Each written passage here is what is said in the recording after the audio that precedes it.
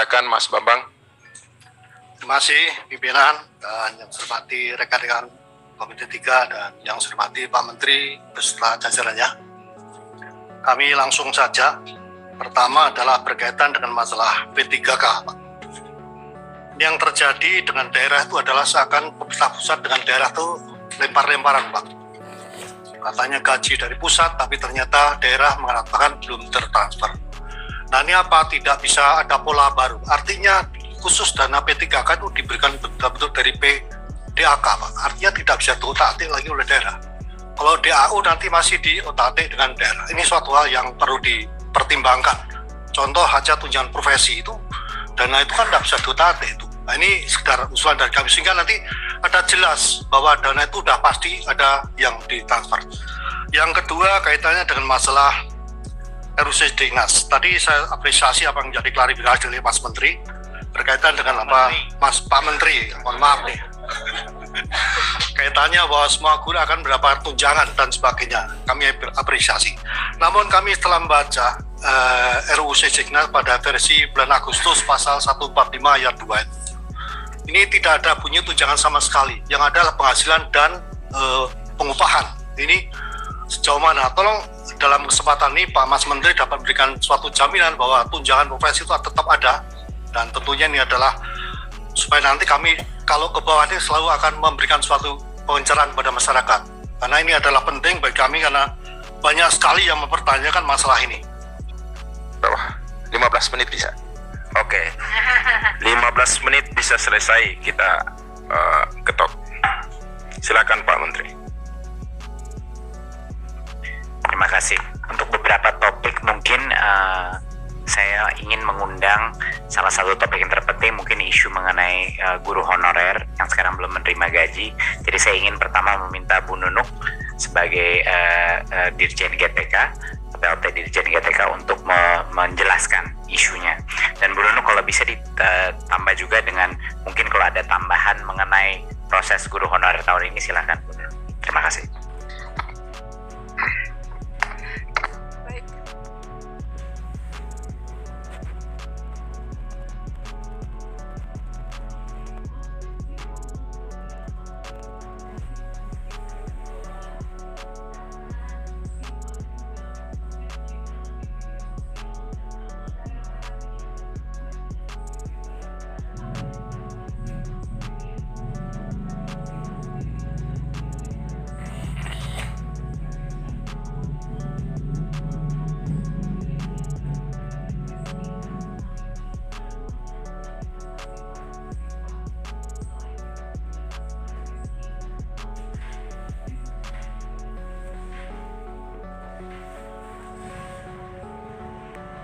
Honorer yang sekarang belum menerima gaji.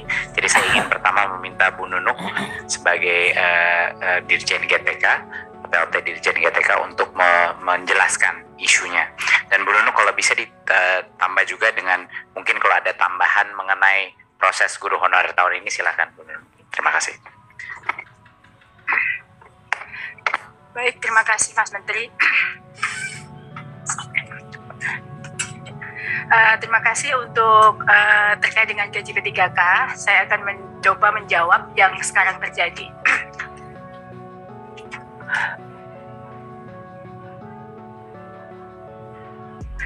Tes, ya baik. Baik, saya ulang untuk gaji P3K seperti yang Bapak Ibu tanyakan pada forum ini, saya akan mencoba memberikan penjelasan. Jadi Bapak Ibu yang saya hormati, untuk seleksi tahun 2021 yang sekarang ya prosesnya sedang diangkat, para guru itu sudah mengetahui bahwa dirinya lulus pada saat akhir ujian pertama dan ujian kedua tahun 2021, dan itu terjadi sekitar bulan November 2021.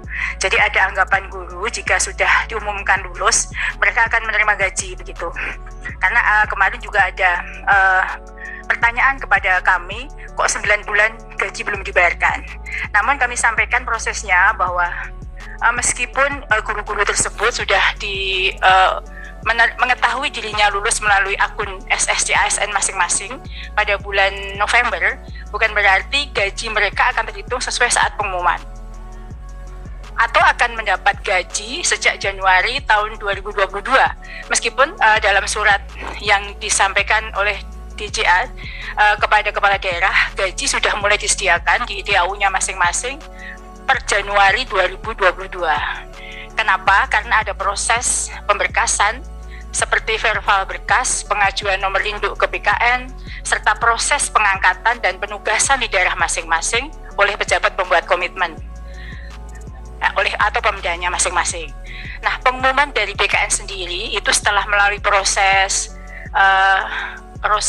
yang panjang ya, mulai proses sesuai dengan yang ketentuan dalam peraturan perundangan atau proses sanggah, baru diumumkan tanggal 5 Januari.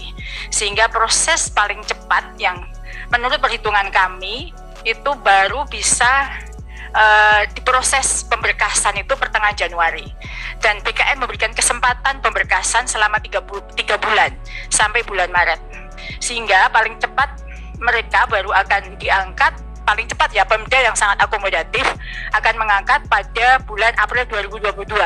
Namun berdasarkan data kami, itu rata-rata Pemda itu baru mengangkat pada bulan Juni atau Juli 2022. Sekaligus mungkin diperhitungkan mulai tahun ajaran baru.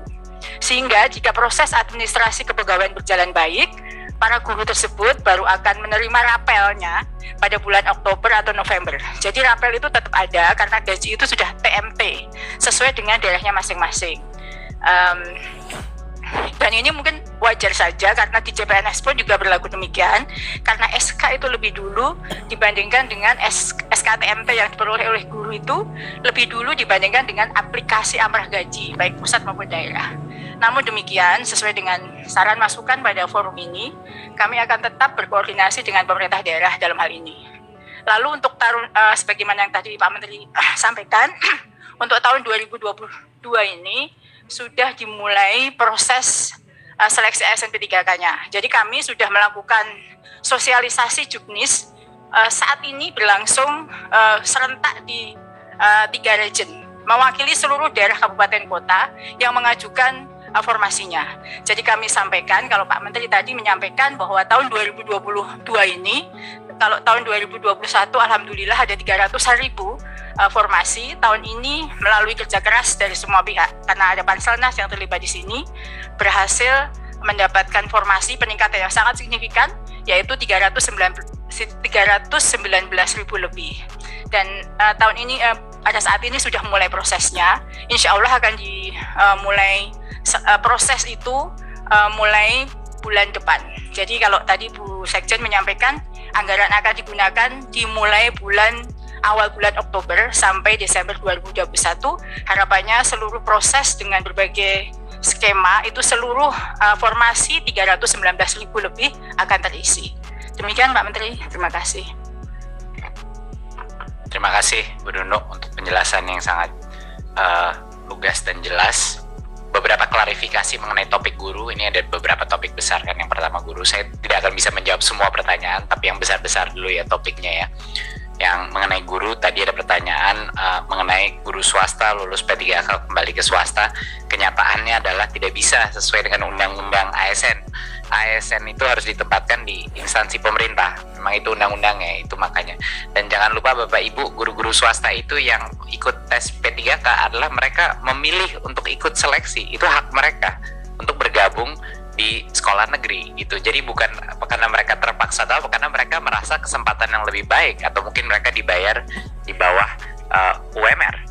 Nah, itulah isunya, dan maksud kita dengan kembali ke Undang-Undang Ketenagakerjaan yang tadinya mau diperjuangkan melalui RUU Sisiknas adalah untuk kita bisa memastikan bahwa paling tidak minimal UMR itu dilaksanakan, tapi kenyataan di lapangan tidak. Tapi sangat mengecewakan, RUU Sisiknas tidak gol, tidak lewat prolegnas prioritas tahun ini, jadi tidak bisa. Tadi ada pertanyaan lagi mengenai apakah guru PAUD akan bisa menjadi guru. Sayang sekali, itu adalah masuk ke dalam RUU Sisiknas. Kita memasukkan guru PAUD, guru kesetaraan, dan guru pesantren formal masuk dan diakui pertama kalinya dalam sejarah Indonesia sebagai guru, tapi tidak gol. Ditolak RUU Sisiknas sebagai prolegnas prioritas. Jadi itulah makanya kenapa, dan ini kemungkinan kesempatan terakhir kita tadinya di tahun ini tapi tidak lewat. Jadi mungkin itu sebagai klarifikasi saja. Tadi ada yang menanya apakah sertifikasi bisa otomatis. Itulah alasan kita mengeluarkan kata tunjangan profesi daripada RUU Sisdiknas yang diprotes berbagai pihak. Padahal tunjangan profesi tersebutlah yang sebenarnya memblokir guru untuk bisa mendapatkan tunjangan seperti ASN lainnya.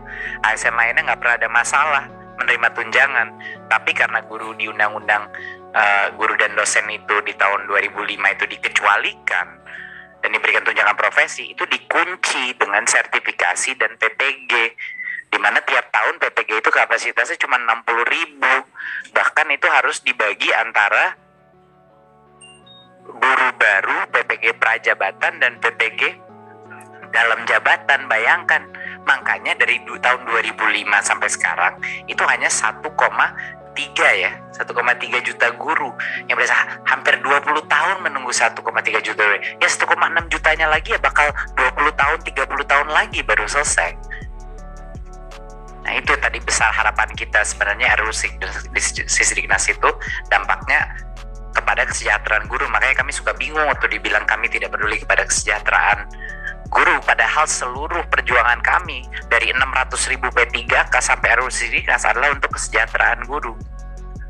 Ini hal yang cukup menyedihkan buat kami di Kemdikbudristek.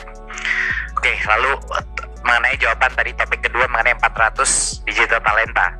Ini mohon semoga mungkin ada yang menyimak presentasi kemarin di Raker DPR. Itu sudah saya jelaskan dengan sangat jelas secara struktur. Jadi 400 tim ini ada di dalam anak perusahaan Telkom yang dikontrak sebagai vendor untuk Kemdikbud. Ini bukan tim di dalam Kemdikbud, ini dalam BUMN ya. Dan yang dikontrak itu adalah anak perusahaan tersebut sebagai jasa pembangunan teknologi. 400 orang ini bukan skill set, bukan punya kemampuan seperti ASN atau yang lain. Ini adalah software engineer, data scientist, product manager, analis, skill set yang saya pun tidak punya itu skill set. Ini hanya spesifik, hanya berapa puluh ribu orang di Indonesia yang punya skill set tersebut ini, seperti perusahaan-perusahaan teknologi besar, dan mereka pergi, anak-anak muda yang meninggalkan perusahaan teknologi mereka untuk bergabung demi Indonesia. Jadinya mereka itu vendor. Jadi anggaran kita adalah untuk menyediakan jasa itu kepada perusahaannya. Dan 400 orang itu direkrut oleh anak perusahaannya Telkom. Jadi bahkan semua anggaran itu masuk dari pemerintah ke pemerintah lagi. Betapa elegannya dengan sistem itu. Jadi nggak pernah ada keluar itu anggaran, masih ke pemerintah. Nah, kenapa sempat heboh? Sempatnya heboh karena saya waktu lagi menjelaskan kepada di sesi PBB itu, saya lagi menjelaskan kepada mereka, dan itu yang membuat mereka tepuk tangan. Dan inovasinya apa terhadap itu? Inovasinya adalah bahwa tim dari Kemendikbudristek itu tidak memperlakukan mereka sebagai vendor. Mereka itu diundang oleh para dirjen-dirjen kita untuk memberi masukan, opini, survei dari lapangan, riset dari lapangan, untuk juga membantu dalam produk desain tersebut. Jadi perlakuan itulah yang membuat produk-produk kita, produk-produk kelas dunia. Untuk pertama kalinya ada kementerian di dalam Indonesia yang yang bisa menciptakan produk-produk kelas dunia 100% gratis dan dimiliki 100% oleh Kemendikbudristek selama-lamanya. Malah kenapa dikritisi? Ini bukannya udah menjadi kayak percontohan di dunia luar, harapannya jadi percontohan di semua kementerian di Indonesia juga gitu. Inilah sebenarnya cara kita menskalakan. Bagaimana kita melatih 1,3 juta guru? Caranya, biaya pelatihannya itu bisa triliunan, tapi dengan aplikasi kita bisa melakukan penghematan yang luar biasa. Membuat lapor pendidikan, berapa biayanya kampus-kampus kalau mereka harus mencari program-program kampus merdeka sendiri, Bu? Berapa itu kampus harus mengeluarkan uang untuk job fair festival? Kita melakukan satu platform digital, semua mahasiswa dari Sabang sampai Merauke bisa punya kesempatan yang sama, masuk MBKM, program teknologi dan lain-lain. Itu dampaknya teknologi. Lalu tadi mungkin ada beberapa topik lain, mungkin yang mengenai museum dan cagar budaya tadi saya sudah jelaskan, tapi nanti bisa tertulis dari Pak Dirjen ya. Tapi yang lain-lainnya, satu hal memang masalah formasi ini, terima kasih tadi sudah menyebut bahwa kami terus mencoba berjuang dengan Pemda-Pemda yang banyak memberikan sinyal-sinyal yang berbeda dengan kita, selalu lempar balik. Kenyataannya adalah kami juga sangat terbatas otoritas kami untuk bisa mendorong tersebut, makanya kami harus bekerja sama dengan Kemendagri, kami juga harus bekerja sama dengan berbagai pihak-pihak lain untuk menghasilkan itu. Jadi mohon kesabaran dari berbagai pihak, karena otomatis banyak masyarakat mengira ini guru tidak menerima gaji atau guru tidak SK-nya telat, tetapi itu adalah kesalahan dari kami di Kemendikbudristek. Itu karena perjuangan kami adalah untuk memberi kesempatan mereka ikut tes P3K dan selain itu.